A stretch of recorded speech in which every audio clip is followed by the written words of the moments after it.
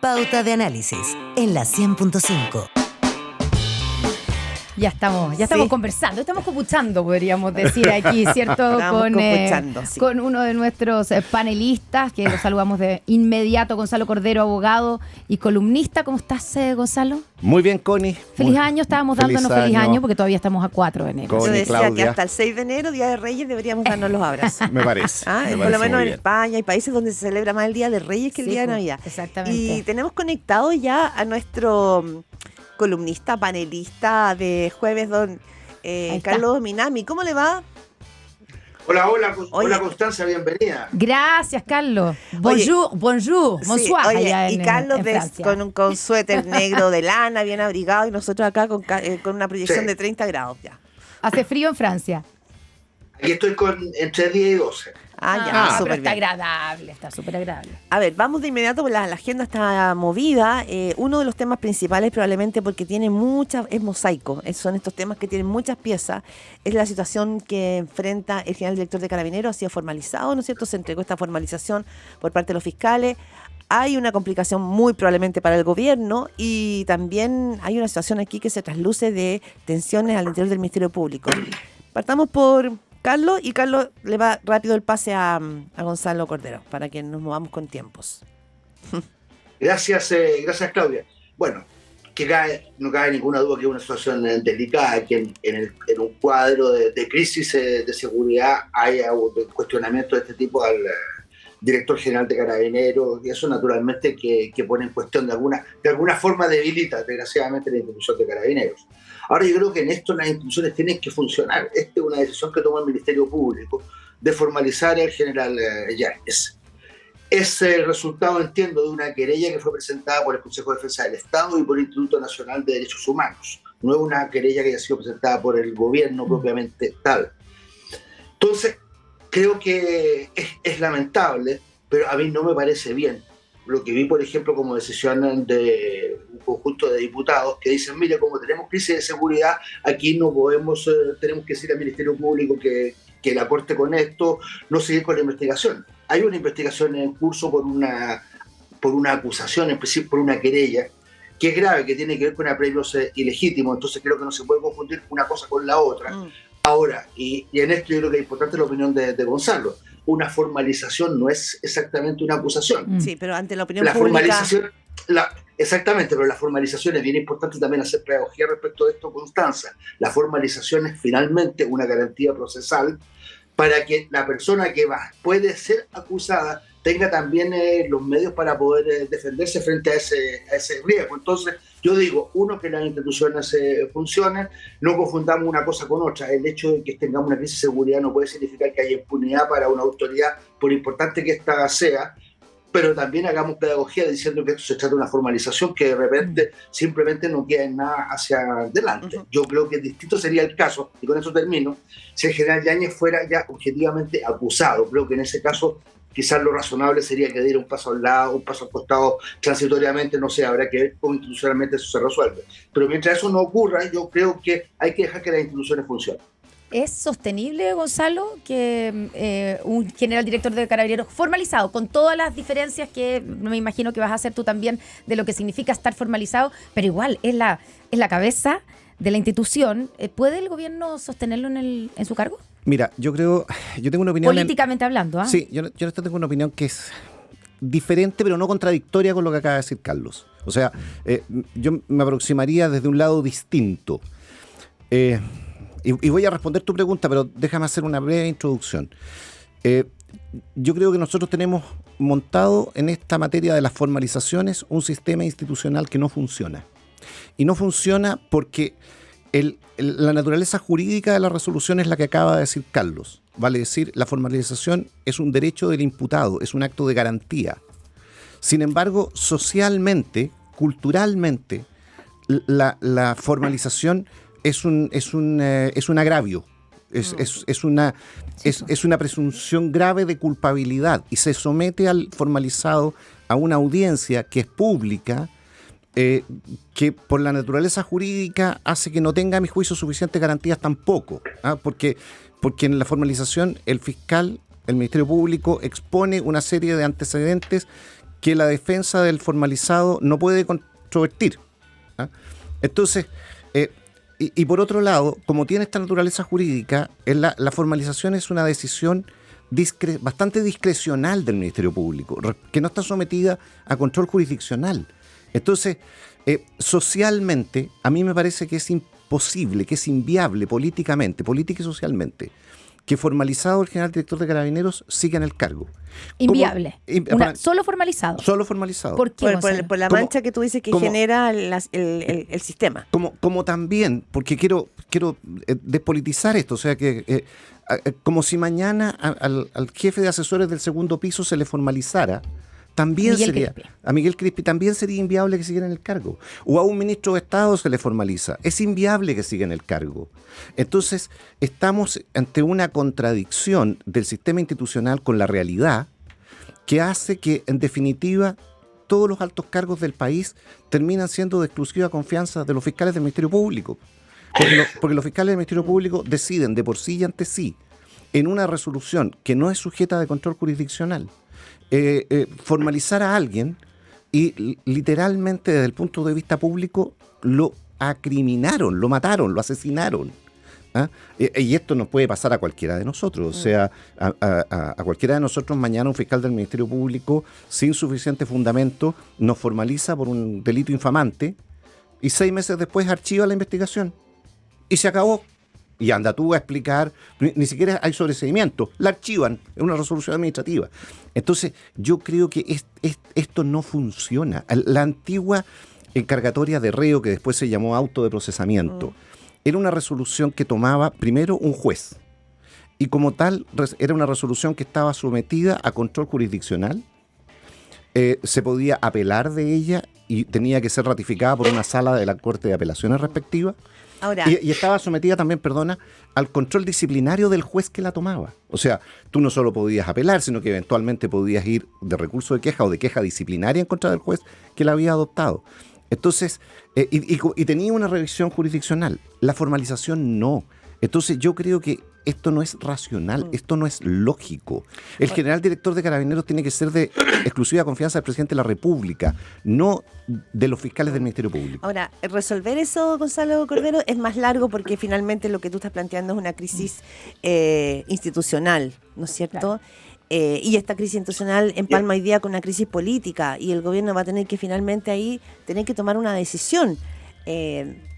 Tú dices, es inviable que se mantenga en el cargo y si finalmente la formalización prospera, ya está presentada. ¿Cómo se resuelve? Claudia. A ver, Carlos, Carlos, ¿tú crees que sí es viable que se mantenga en el cargo? A mí me parece que es viable. Yo creo que por las razones que da Gonzalo, que son muy valederas. La formalización es un acto de garantía hacia un imputado. Efectivamente se ha transformado en una especie de acusación pública y un recurso que utilizan los fiscales de manera indiscriminada, pero tratándose de algo tan delicado como la crisis de seguridad que tiene el país, de algo tan delicado, tan importante como la inclusión de Carabineros, a mí me parece que no debiera ser removido en función de un mecanismo que está siendo, la verdad, mal utilizado. Yo por lo menos creo eso. Y ojalá que el presidente de la República pueda compartir ese criterio. Ya, pero políticamente, Carlos, porque una cosa es que el sistema tenga errores o haya que mejorarlo, etcétera, pero eso no lo vamos a resolver hoy día, ¿cierto? Ni aquí, digamos. Pero el presidente sí tiene un desafío y sí tiene una complicación, ¿o no? Al menos, ¿o tú crees que el gobierno tiene que...? No cabe la menor duda. No cabe la menor duda que es bien complicado y es delicada la situación. Porque se va a ver como, si lo mantiene en el cargo, de alguna manera lo que hace el gobierno es defender al general Yáñez, ¿o no? Y está siendo formalizado por una... Pero Constanza, hay presunción de inocencia. No, sí, yo lo entiendo, pero la opinión pública... Yo digo, mientras no haya una acusación, que luego la formalización, si interviene una acusación, a mí me parece ya que las cosas cambian. Pero mientras no haya una acusación, a mí me parece que hay que hacer que funcione la presunción de inocencia. Gonzalo Cordero. Es que el problema aquí es que la irracionalidad va mucho más allá. Yo escuché, cuando venía en el auto hacia la radio, escuché al ex subsecretario Arboe. Hablando aquí en Primera Pauta. Hablando aquí en Primera Pauta, exactamente. Y yo comparto 100% lo que él decía. O sea, aquí tenemos por un lado lo que le está ocurriendo al general Yáñez con el Ministerio Público y tenemos un gobierno que no solo indultó a personas condenadas por cometer delitos contra la seguridad y el orden público, sino que además a algunos de ellos les dio pensiones de gracia. Entonces, finalmente, ¿qué es lo que ve el carabinero de la calle? ¿Ah? El carabinero de la calle ve que a su general director el sistema de justicia lo persigue. En cambio, a los delincuentes que a ellos los agredieron, cuando ellos estaban haciendo una tarea muy difícil de restablecer el orden público, a esos delincuentes el sistema los premia. Entonces, ¿cómo las sociedades no se pueden gobernar? Y aquí uso la expresión gobierno en el sentido más amplio. ¿Ah? No se pueden liderar desde la irracionalidad. Y esto que estamos viendo nosotros hoy día es irracional por donde se le mire. Entonces, claro, yo quisiera que lo que dice Carlos fuera realidad. Y en ese sentido yo no discrepo de él en cuanto que existe la presunción de inocencia, que desde el punto de vista normativo y de principio el general Yáñez podría seguir en el cargo, pero yo creo que eso es políticamente inviable. El general Yáñez es el jefe superior de la policía más importante del país. Esa policía trabaja con el Ministerio Público en todo el país. O sea, todos los fiscales del Ministerio Público están todos los días dándole órdenes de investigar a los carabineros.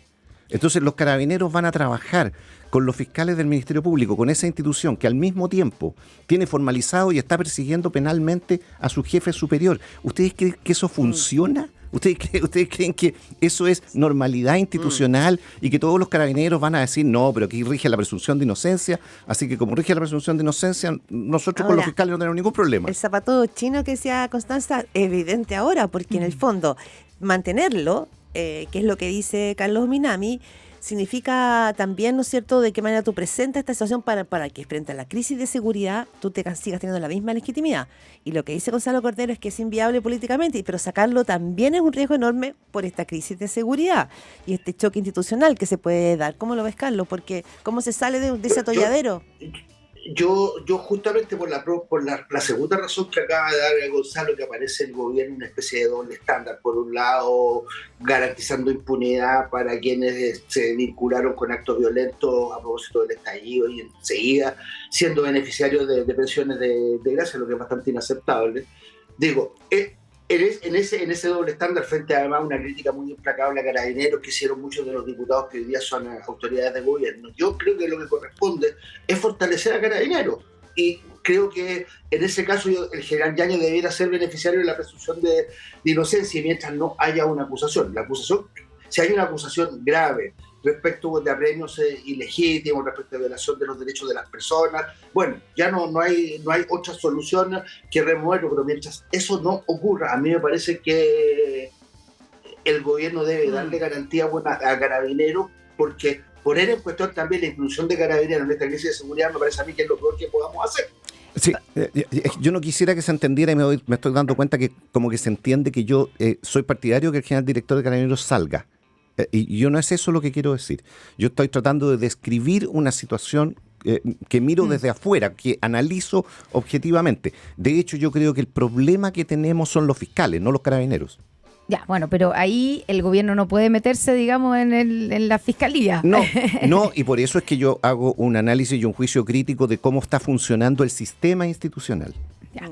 ¿Pasamos a otro tema? Vamos a otro porque tema. Tenemos harto temas sobre la mesa. Esto también podría tener, digamos, una pata institucional si uno lo quisiera ver así, ¿no? Estamos hablando de la información que publicaba ayer CIPER Chile, en que la información es que hay 6 ministros que se reunieron en la casa de Pablo Salaquet con altos empresarios y pareciera ser que acá se saltaron la ley de lobby. ¿No es cierto, Constanza? Ahí hay un punto... Claro, el gobierno de hecho le confirmó esto, la información la publicó primero porque hay que dar como dices tú, hay que dar los créditos, ¿cierto? A CIPER Chile, y le confirmó que son 6 los ministros, porque el primero se dio a conocer la información que el ministro de Economía, Nicolás Grau, y la ministra de Medio Ambiente, Maísa Rojas, se habían reunido en la casa de Pablo Salaquet, esto fue en junio pasado, se habían reunido con empresarios del mundo de los salmones.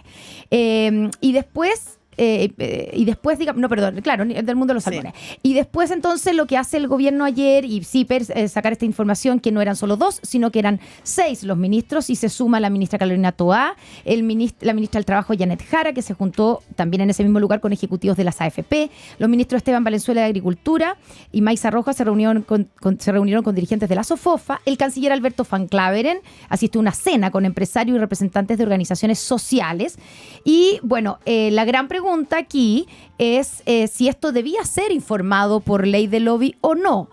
Ponemos sobre la mesa. Ayer las pocas reacciones que se vieron, porque fue como la ministra Vallejo, ¿cierto? El ministro de Economía, que en el fondo sostienen que no se trató de ningún tema especial. De hecho, la versión que viene desde el mismo Pablo Salaquet, que actúa como lobista en esto, es que estos son reuniones sociales que invita a su casa para que ayudar a que mejoren las relaciones entre el mundo privado y público, entre el gobierno y el sector empresarial, porque existía tanta distancia y tanta como desconfianza, esa es la palabra, y que le estaba ayudando en esto, en establecer las relaciones, y que no se habría hablado de nada particular. ¿Es tragable esa versión? Parto por Carlos Minami. Y eso, para que vayan soltando la pelota. Yo derechamente respondo a la pregunta de Constanza, no es tragable. Habrá que discutir si se agredió o no la ley del lobby, pero se agredió el principio del sentido común. ¿Cuál es el sentido común? En un país donde existen estos niveles, el sentido común es que los ministros no pueden ir a la casa de alguien que, entiendo por lo demás, oficia como lobista.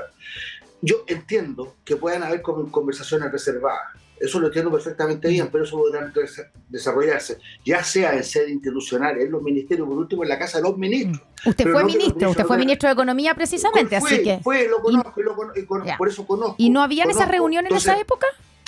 No, y yo normalmente tenía siempre la precaución de que si había personas que querían conversar conmigo, como eran los dirigentes empresariales, los invitaba a mi casa. Pero eran otros tiempos también donde en el ministerio no había ley de lobby en ese tiempo. Y además no había ley de lobby. Entonces, yo la verdad es que a mí me digan que quiero, con el respeto, con el cariño que tengo por muchos de los ministros involucrados, pero que me digan que iban a una actividad puramente social donde no se discutía de nada concreto. Yo francamente creo que es tomar a la gente por un poquito... Hasta las 12. No voy a decir. Gonzalo Cordero, ¿cómo lo ves tú? Porque finalmente aquí esto no solamente si era social o no social, sino que también están los ministros, se reúnen en estas actividades sociales que dice Pablo Salaquet, se reúnen en su casa, pero con actores que son... actores protagónicos de los mercados, o sea, la ministra del Trabajo con AFP, el caso del ministro de Economía, con los grandes empresarios de salmones, cuando se discuta la ley de pesca.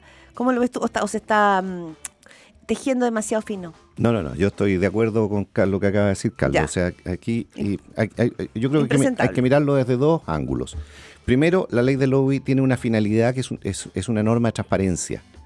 Y creo que no es una buena idea que las autoridades se asilen en un cumplimiento literal de la norma para efectos de no cumplir el sentido de la norma. ¿Ah?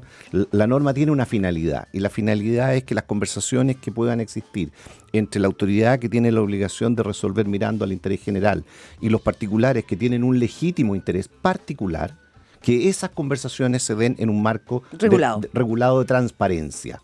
Eso es lo que busca la norma y eso está bien y eso se debe hacer así. Eso se saltó. Entonces creo que ahí hay una primera cosa que la explicación no se sostiene. Ya. Y en segundo lugar, aquí estamos viendo una vez más el problema de hacer política desde un pretendido pedestal de superioridad moral. ¿Ah? Aquí los mismos ministros que hoy día se ven en estas conversaciones, varios de ellos son los que personalmente o pertenecen a un grupo que en su momento se dedicó, perdón por la analogía, a tirarle piedras a todo el mundo, porque todos eran unos corruptos, todos hacían las cosas en la cocina. Este era un país gobernado y dirigido por una casta de poderosos que tras las bambalinas hacía y deshacía en perjuicio del interés general, de la sociedad. Y ellos son los que iban a venir a gobernar con pureza, con transparencia. Y lo que estamos viendo es la cosa más obvia desde que el ser humano es ser humano. Somos todos mortales, todos tenemos barro en los pies, y por lo tanto lo que las sociedades tienen que confiar es en un sistema de reglas y no en personas ¿ah? Yo no puedo pretender que yo tengo, por mi posición política, yo tengo una superioridad moral respecto a los que piensan distinto de mí.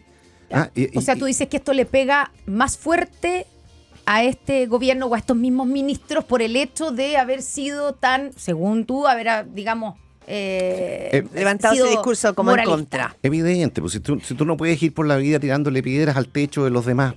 A ver, yo voy a hacer un pequeño abogado del diablo, digamos, preguntándole a Carlos. Abogada sería en este caso. Sí, abogada del diablo. Porque uno piensa, cuando efectivamente comienza este gobierno, además, había una distancia súper grande entre el sector empresarial, sobre todo, entre el sector privado y el gobierno. Había una desconfianza. Entonces uno entiende uno piensa que es posible y que es deseable incluso que hayan conversaciones, que se estrechen lazos, que no haya esas desconfianzas, que se rompan esas desconfianzas en pos de un beneficio para el país, estoy pensando. Entonces, ahí es donde uno piensa, bueno, reuniones como estas, que es la que hacía Pablo Salguet, que ha dicho que él no ganó plata con esto, que no cobra por eso, sino que él está ayudando como al país, una cosa así. Pero, y claro, Carlos mira me dice, no es tragable, pero es deseable que existan estas reuniones. Puede ser que además tengan que inscribirse bajo la ley del lobby, pero ¿es deseable estos acercamientos o todo es demasiado como oscuro y es mejor que no? No, yo creo que son totalmente deseables. A mí me parece muy importante que el gobierno tenga una interlocución fluida, regular, sistemática con el mundo empresarial, que juega un papel tan importante en el desarrollo de la economía del país, el sector que invierte. Y yo soy gran partidario de un diálogo muy fluido, pero ese diálogo tiene que ser también en condiciones de transparencia, y si por último tendrá que ser yo entiendo que puedan haber también conversaciones reservadas, pero esas conversaciones reservadas se pueden también o desarrollar en los ministerios, o si no también en los lugares donde los ministros actúan como tal, pero los ministros no pueden ir a la casa de alguien que se ha dedicado al lobby a juntarse con otros ministros. Eso me parece a mí francamente contravenir totalmente el sentido común y no darse cuenta además del clima en que estamos. Estamos en un clima de gran desconfianza, en donde hay que ser particularmente cuidadosos respecto de esas actuaciones. Perdona, quiero agregar una cosa, porque es que en un Estado de Derecho nosotros pretendemos serlo. Las confianzas son institucionales, no son de amiguis. Si nosotros no necesitamos aquí que los ministros sean amiguis de los dirigentes empresariales, ni que sean amiguis de la oposición. Amigues. O amigues.